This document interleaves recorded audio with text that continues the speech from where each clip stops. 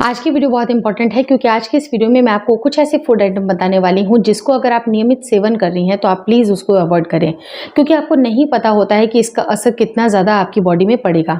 जो भी महिलाएं इम्प्लांटेशन को फेस करती हैं, इम्प्लांटेशन के दौरान होता क्या है कि आपकी बॉडी में, आपके यूट्रस में लाइनिंग बन रही होती है। वो लाइनिंग को जब अगर बच्चा सेटल्ड होता है, उस टाइम पे भ्रूण सेटल्ड होता है, तभी जाके आपका गर्भधारण होता है। तो गर्भधारण होने के टाइम पे आपको कुछ फूड आइटम को स्ट्रिक्टली अगर आप अवॉइड करती हैं तो आपकी प्रेगनेंसी रुकने में दिक्कतें नहीं आती हैं। और ले देकर कुछ महिलाओं की अगर प्रेगनेंसी रुक भी जाती है तो उनको पहले ट्राइमेस्टर में काफ़ी ज़्यादा ध्यान रखने की ज़रूरत होती है ताकि कुछ गड़बड़ी ना हो जाए, ताकि कुछ मिसकैरेज के केसेस ना बन जाए। तो आपको कुछ फूड आइटम को अपनी प्रेगनेंसी में भी अवॉइड करनी चाहिए। उन फूड आइटम का नाम मैंने अपनी डायरी पे लिखा हुआ है, अच्छी तरह से सारी चीज़ें मैं आपको शेयर करने वाली हूँ। अगर आप इसका सेवन करती हैं तो स्ट्रिक्टली अवॉइड कर दीजिएगा। आज की वीडियो काफ़ी इन्फॉर्मेटिव है, प्लीज़ शुरू से लेकर लास्ट तक ज़रूर देखिएगा। नमस्कार दोस्तों, मेरा नाम हर्षिता वर्मा है और आपका मेरे चैनल ट्विंस माय वर्ल्ड पे बहुत बहुत स्वागत है। सबसे पहली चीज़ जो मैं आपको बताने वाली हूँ, बहुत सारी महिलाओं को मछलियाँ खाना बहुत ज़्यादा पसंद होता है, लेकिन उन मछलियों में अगर मरकरी का कंटेंट ज़्यादा है, बहुत ज़्यादा अगर मरकरी वाली जो फिशेस होती हैं उनका इस्तेमाल आपको नहीं करना चाहिए। दूसरी चीज़ है, कुछ ऐसे फूड आइटम होते हैं जैसे कि सी फूड होता है, उनमें मरकरी बहुत ज़्यादा होता है।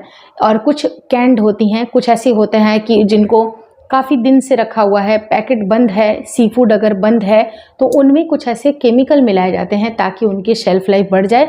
तो आपको उस तरह के सी फूड का इस्तेमाल नहीं करना चाहिए। अगर आपको लगता है कि आप ताज़ा लेके आ रही हैं तो भी आप सी फूड का इस्तेमाल बिल्कुल ना करें, क्योंकि आपकी इम्प्लांटेशन को दिक्कत करेगी।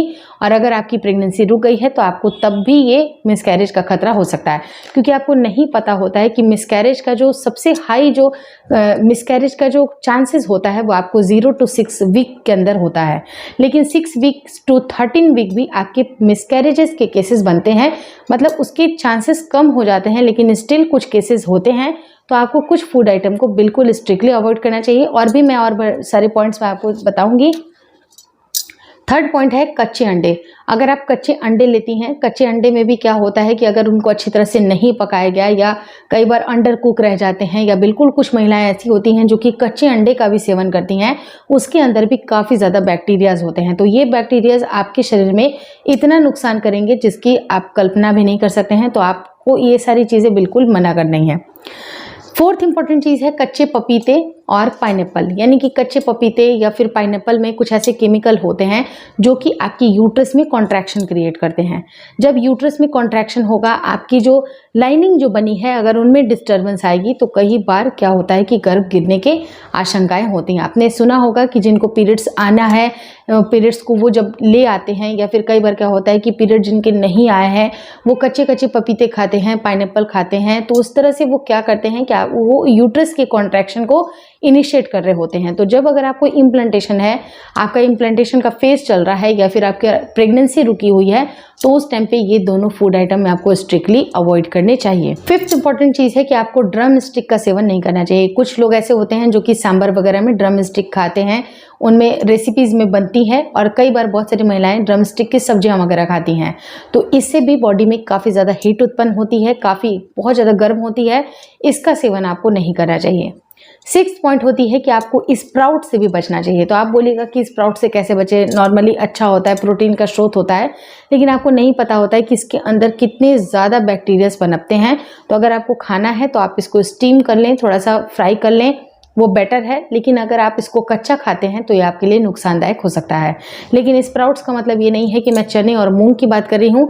इनफैक्ट अगर आलू भी अगर आपका स्प्राउटेड हो गया है, क्योंकि कई बार अगर सब्जियां रखी हुई होती हैं तो उनमें छोटे छोटे से वाइट आप देखिएगा कि वो स्प्राउट्स निकलना शुरू होते हैं। उस तरह के भी पोटैटोज आपको बिल्कुल भी नहीं खाने चाहिए, चाहे हरा भी पोटैटो होता है कई बार, तो उन सारे पोटैटो को आपको अवॉइड करना चाहिए।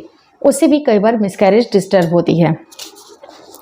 सेवेंथ इंपॉर्टेंट पॉइंट है कि कुछ ऐसे चीज़ होते हैं जैसे कि प्रोसेस्ड अगर चीज़ अगर आप खा रहे हैं, बहुत ज़्यादा आपको पता है कि पिज़्ज़ा वगैरह में डाल दिए जाते हैं, सैंडविच में डालते हैं, आप मायोनीज खाते हैं, तो इनमें भी काफ़ी हद तक केमिकल का इस्तेमाल किया जाता है जो कि आपके गर्भ के लिए अच्छा नहीं होता है।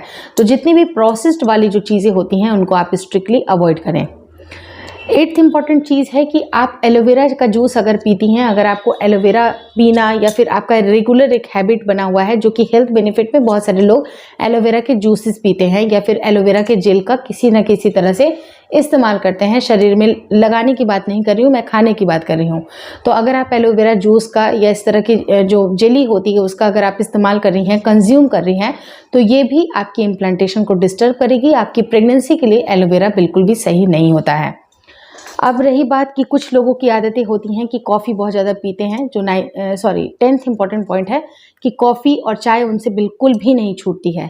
तो इम्प्लांटेशन के दौरान आप इसको थोड़ा सा कम कर लें, इसकी क्वांटिटी को बहुत अगर लिमिटेड कर लीजिएगा तो इम्प्लांटेशन डिस्टर्ब नहीं होगी। लेकिन अगर आपको बहुत ज़्यादा आदतें हैं, दिन भर में 3 से 4 कप आप ईजिली पी जाती हैं और कुछ भी रोक टोक आपको बिल्कुल भी असर ही नहीं है इसका, तो ये आपको इम्प्लांटेशन के दौरान में आपको डिस्टर्बेंस क्रिएट करेगी। आगे चल के आपकी प्रेगनेंसी में भी दिक्कतें आ सकती हैं। तो इसके अंदर जो कैफीन होता है, टैनिन होती हैं, यह आपको डिस्टर्ब करती हैं। आपकी जो मेटाबॉलिक जो रेट होती है उसमें भी डिस्टर्बेंस आती है, तो उससे भी आपको बचना चाहिए। कॉफ़ी और चाय का सेवन आपको नहीं करना चाहिए। 11th पॉइंट है कि अगर आपको स्मोकिंग या ड्रिंकिंग थोड़ी मोड़ी अगर आपकी चलती है या गलत थोड़ी मोड़ी आपको आदत है अगर इस तरह की, तो वो आदतें आपको स्ट्रिक्टली अवॉइड करना चाहिए, क्योंकि ये प्रेगनेंसी के लिए आपको पता है कि ये सेफ नहीं होता है। तो प्रेगनेंसी की शुरुआत आपकी इम्प्लांटेशन से होती है, तो इम्प्लांटेशन के टाइम से ही आपको स्ट्रिक्टली अवॉइड करना है। मैं तो आपको यही रिकमेंड करूंगी कि अगर आप प्रेगनेंसी की प्लानिंग कर रहे हैं तो स्मोकिंग और ड्रिंकिंग से आप जितनी दूरी बना लें उतना ज़्यादा आपके लिए बेहतर होगा। और भी कुछ पॉइंट्स हैं मैं अब आपको बताना चाहती हूँ कि अगर अनपास्चराइज्ड अगर मिल्क है, जूसेस हैं, उनका भी आपको इस्तेमाल नहीं करना है, क्योंकि अगर काफ़ी दिनों से रखा हुआ जूस है, पड़ा हुआ है या पैकेट बंद है या अनपास्चराइज्ड मिल्क है, उसका भी आपको इस्तेमाल नहीं करना है। अच्छी तरह से मिल्क को उबालिए, उबालने के बाद ही आपको इसका इस्तेमाल करना चाहिए। और 13 इंपॉर्टेंट पॉइंट है कि अगर प्रोसेस्ड मीट का इस्तेमाल कर रही हैं, पैकेट बंद अगर जो मीट अवेलेबल होते हैं, आपको लगता है कि रेडी टू ऑर्डर है, बहुत इजीली ऑर्डर करें और घर पे आ जाती है, लेकिन ये फ्रेश नहीं होते हैं, कब इनका इस्तेमाल करें, क्योंकि काफ़ी दिन से रखी चीज़ें होती हैं और जब आप इसका इस्तेमाल करती हैं तो ये आपके लिए नुकसानदायक हो सकता है। तो इस तरह की चीज़ों को आपको बिल्कुल स्ट्रिक्टली अवॉइड करना चाहिए। और last but not the least, जैसे मैंने आपको बताया कि फ्रूट्स एंड वेजिटेबल काफ़ी अच्छे होते हैं, लेकिन अगर उनको अच्छी तरह से नहीं धोया गया, अगर ये अनवॉश्ड हैं या फिर कई बार क्या होता है कि अच्छी तरह से अगर आपने नहीं धोया है, तो ये फ्रूट और वेजिटेबल भी आपको डिस्टर्बेंस क्रिएट करेंगे, क्योंकि इसका कारण होता है इसके अंदर जो पेस्टिसाइड का इस्तेमाल होता है, इनको उगाने के दौरान ये आपको इम्प्लांटेशन के दौरान डिस्टर्बेंस क्रिएट करेंगे। तो कोशिश करें कि घर पे जो भी फल और सब्जियां लेके आ रही हैं उसको अच्छी तरह से वॉश करें, हो सके तो थोड़ा सा गर्म पानी में भी डिप कर दें, ताकि ये जो पेस्टिसाइड है, जो फर्टिलाइजर है, जो कि बहुत ज़्यादा केमिकल फर्टिलाइजर का इस्तेमाल किया गया है, उनका असर काफ़ी हद तक कम हो जाए। होपफुली आपको इन वीडियो में सारी जानकारी मिली है कि ये जो 14-15 पॉइंट मैंने आपको बताए हैं, अगर किसी न किसी रूप में ये सारे फूड आइटम अगर आप कंज्यूम कर रही हैं तो स्ट्रिक्टली अवॉइड करें, क्योंकि अगर प्रेगनेंसी आप कंसीव करना चाहती हैं, इम्प्लांटेशन जरूर होगा आपका, प्रेगनेंसी भी रुकेगी, तो आपको इन सारे फूड आइटम को बिल्कुल स्ट्रिक्टली अवॉइड करने की आवश्यकता है। अगर इस वीडियो में दी गई जानकारी अच्छी लगी तो प्लीज़ लाइक कर दीजिएगा। चैनल पर नए हैं तो चैनल को ज़रूर शेयर और सब्सक्राइब करें। मुझे इंस्टाग्राम पे और फेसबुक का जो मेरा पेज है उसको लाइक और शेयर करना बिल्कुल ना भूलें। Thank you so much for watching to inspire world.